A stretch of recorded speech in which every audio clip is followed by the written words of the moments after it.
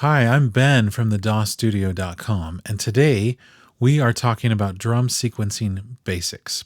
So in this video, we are going to cover basically what makes up a drum kit, and then how to do some basic sequencing with drums in kind of the rock and pop style. So first of all, you can see right here, I have SSD 5, which is Stephen Slate Drums 5, and you can see the drums here, and this is it's a great sampler and it's great visuals as well. The first thing we want to talk about is how the drum kit is not just a single instrument. It is a whole ensemble of instruments, and it progressed over time to get to this point where before this, in a marching band or orchestra, you had a lot of these elements, but they're all played by individual people. And so this was a way to kind of put these things together so one person could play all of these instruments and create a groove with these multiple percussion instruments with just their four limbs. So they've got their two legs and two arms. And so you'll see that we've got some foot pedals here. And then, of course, you have sticks in your arms to bang on the drums, right? We're going to go through each one of these. So we'll start with the kick drum. So this is the one that's on the floor. It's called a kick drum because the kick pedal is happening there. It's also called the bass drum. It's the biggest of the drums and the lowest frequency. And this is also C1 on the keyboard. So you can see I'm clicking that, and that's playing C1. And then the way this works is in a typical rock pattern, the kick is on the downbeat. So we're going to add a kick hit on 1 and on 3. So on each of these downbeats, we have a kick hit happening. Okay, so the kick is going to be that foundation. Now let's move on to the next drum, which is the snare. So the snare is right here. Okay, and this is it's a unique drum. It has a top and bottom head, but against the bottom head are what are called snares, and this is why it's called a snare drum. And they're really like these metal overstretched springs that rattle against the underside of that drum. It gives it this nice crack. Okay, and that is D1. And there's some variations of that. There's a side stick where you're kind of hitting on the side of the drum. That's just hitting the side of the drum by itself, but not hanging over it. And then this E is what's called a rim shot, where you hit the middle of the drum with the end of your stick, but the side of the rim of the drum with the side of the stick. So it's hitting both spots at the same time. And that's like the most powerful drum hit is the rim shot, and that's the E. So these are all D1, E1, and then D flat and E flat. What we're going to do here is we're going to complete the pattern with the snare, and the snare is on the backbeat. So the backbeat is going to be 2 and 4 in our 1-bar pattern here. And so we're going to get something like this. Okay, so kick, snare, 1, 2, 3, 4. Okay, let's move on to the next element. So we've got the hi-hat. So these are the first of the cymbals here. And this is on this nice little contraption. It's got a foot pedal, and it has two cymbals. One on the bottom is upside down, and then the top one is right side up. And they're attached to this mechanism so that when the pedal is depressed, those two cymbals get pushed together. And when the pedal is released, the top cymbal raises up. And so when they're pushed together, you get this muted sound. And that muted sound is on the F sharp. And then when they're released is the A sharp or B flat. You're basically hitting that cymbal on the top, and it's not muted at all. It's all open, and you're hitting a cymbal. And sometimes it's hitting the bottom cymbal as well and banging against that. But you can use this as accents for the hi-hat. So you open cymbal and then close it and hit it. Now, the G sharp is just like lifting your foot off that pedal and pushing it back down. And a lot of times drummers will keep time with their left foot and play, rhythm, just a steady eighth note rhythm or quarter note rhythm on the hi-hat with that. And so you can use all three of these notes to do variations of stuff. Now the hi-hat, its role is it's an accent with that open hi-hat, but the main role is a divisor of the beat. And so what we're going to do on this F sharp is we are going to just add eighth notes. So we'll put these in the eighth note spots. And you can see here in Pro Tools that this is my bar 1, beat 2, beat 3, beat 4. And then you can see these divisors divided up into 16th notes. So these are the eighths. So I get this now. This is my pattern. okay, which is a really basic rock pop pattern with the kick on the downbeat and the snare on the backbeat and the divisor being with the hi-hat. And then with the hi-hat, with the open hi-hat, you can use that open hi-hat to lead into something. So I could lead into the kick hit and then the kick hit when it would hit again. Or I can lead into the snare as well. Okay, so there's all kinds of things we can do that with that to accent. Let's go on to the ride cymbal. So the ride cymbal is also a divisor of the beat, and you can tell this cymbal has more of a jazzy sound. Okay, and this is on the E flat 2. Okay, and you can hear, especially with that shuffle beat, it's more jazzy. And then there's a variation of that, which is on the F2, which is the bell of the ride. And so that's this center section right here. So if you play your stick on that, it has that different sound. Now with the ride cymbal, it works the same way as the hi-hat as a divisor of the beat. So if we move that up to the E flat, we get something like this. Okay, so the same beat, and then that divisor is happening with the ride. We could also move that up to the bell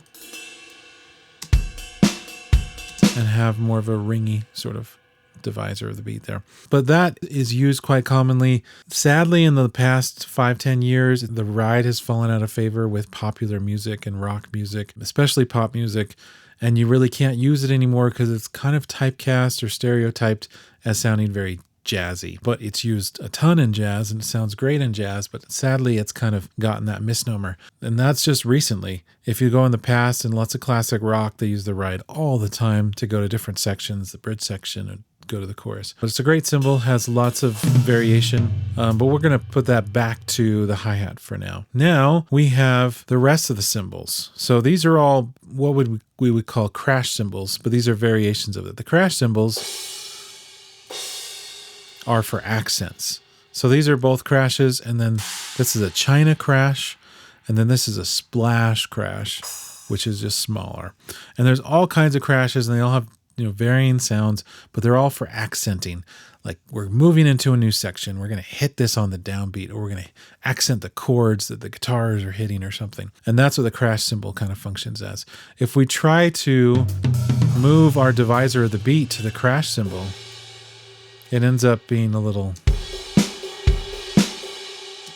overwhelming. Like it's just too driving because it's just for accents, not for the divisor of the beat. So we don't usually want to do that. Sometimes songs will do that to really accentuate a section, but that's pretty rare. Okay, so those are our crashes. And then lastly, we have our toms. So if you talk to some old folks in audio, they'll call them tom-toms, and I just laugh when they say that because I think it sounds so cute when they call it a tom-tom. These are our semi-pitched drums that go from top to bottom, from high to low. And these are our rack toms. So they're up on a rack hanging here above the kick drum. And then we have floor toms.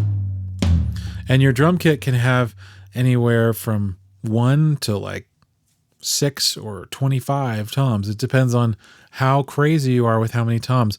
But it's pretty standard to have 2 or 3 toms. This is a little bit out of the ordinary to have 4, but not crazy. And then you can have tons more. The standard 5-piece drum kit has the 3 toms. So these are used for 2 purposes.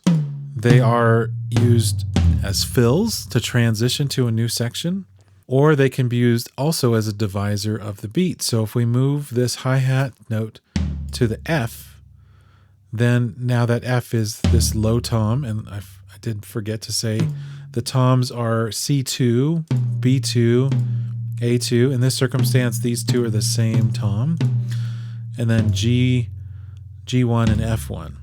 Okay, and so they're going to be some kind of variation of those white keys traveling down. So if we have that low tom as that low floor tom as the divisor of the beat, we get something like this. Okay, so you can hear how that's kind of the war drums kind of beat. It should be familiar. It's in lots of songs. They'll do it in breakdown sections. It'll be the main groove of the song sometimes, but it's a very iconic kind of sound, and it can be really cool. Toms can also be used for lots of, like, especially Latin percussion and creating different grooves and styles and stuff. But those are the main two purposes. So what we're going to do now is do some simple drum sequencing. I mean, obviously, we've created this beautiful little beat here. But what I'm going to do is we're going to delete those. And I'm going to show you how to kind of go through the process of just sequencing your own drums and doing it really simply. So you can do drums like all at the same time, like play the hi-hat and the kick and the snare at the same time. But I prefer, especially when people are starting out, for them to do it kick and snare together and then hi-hat by itself, because the kick and the snare have a relationship. As you saw, it was like kick on 1, snare on 2, kick on 3, snare on 4. That snare is like most often on that just backbeat, on the backbeat. But the kick can vary and be on downbeats and move around and stuff. So I'm going to just create a pattern here that's going to have a little bit more variation from what I just did. But we're just going to, first pass, I'm just going to do the kick and the snare by themselves. So I get that relationship together. So we're going to go ahead and record that.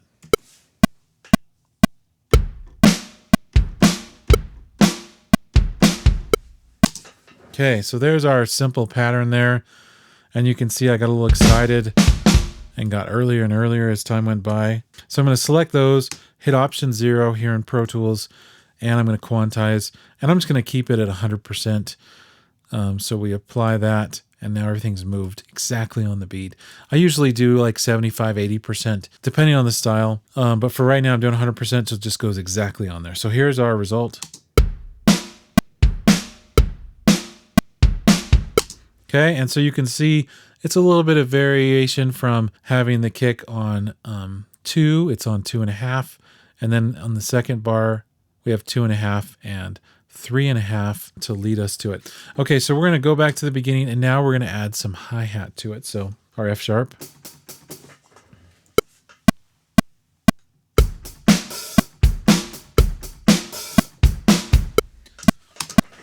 Okay, so there's our little hi-hat groove, and I threw in the open hi-hat there, which kind of leads to nothing, which is kind of a cool little groove. And I'm going to select it all again in Option 0 and apply. Okay, and this open hi-hat could be put anywhere. You could also put it at the end of the pattern to lead back to that kick hit. Okay, but I actually like this kind of groove that's created with it leading to the absence of a kick. Okay, so now I'm going to close out of that. We're going to trim this up. I hit A to trim from the left side. Drag it back to the beginning. I have this perfect selection of 2 bars, and I'm going to Command D to duplicate it out. Okay, so this is what I usually like to do. Make a simple pattern that kind of encapsulates the groove of the song, and then just loop it out for the whole song. And then I will turn off the click track, and now we have a drum beat going on, and you can record other stuff to that drum beat instead of recording to the click, which I think I get a much better feeling performance if I record to drums than a click. Okay, but what I want to show you before we run out of time here is how to put a fill in there. So I've looped this out. The whole song is just exactly the same 2 bars over and over again. But let's say that at measure 9, I want to go to a new section. So right at the downbeat of measure 9, I want to have a crash. So this is the downbeat of measure 9. I'm going to take this hi-hat hit, and I'm going to drag it up to a crash. Now, the reason why I'm doing that is because we still have to think about the drummer only having the 4 limbs. So if they're hitting the crash, they're most likely not hitting the hi-hat. By just taking that note and moving it up there, it creates a more realistic performance because it's doable, sort of thing. So we get this. Okay, so we've gone to that new section, and there's the big crash with the kick hit happening. Okay, but before that, we need a fill. And so we're going to change these last couple notes into a fill. You could do this lots of ways. You could go in and delete that stuff and record your toms in there and your fill.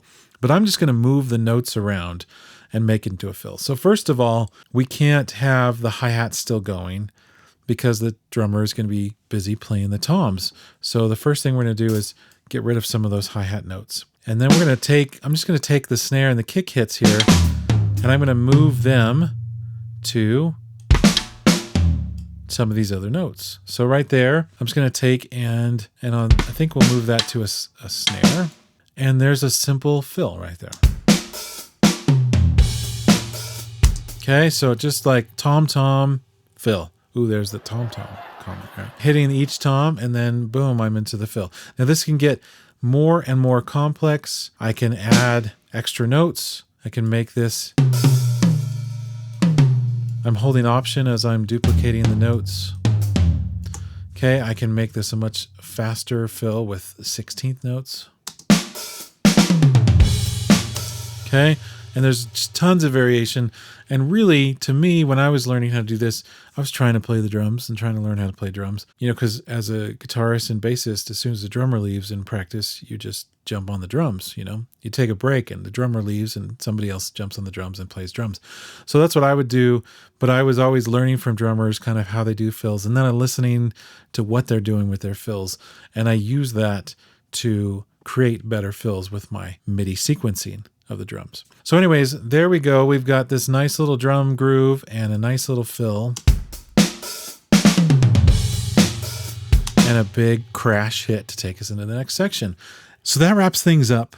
We've learned all about drum kits and all the different elements and how they each have a very important role in how to make those rock and pop drum patterns that we all know and love. And then you've also learned about sequencing and how to put that together in your digital audio workstation very simply. This has been Drum Sequencing Basics. I am Ben from thedawstudio.com. Make sure to like and subscribe, and we'll see you next time. So have a great day.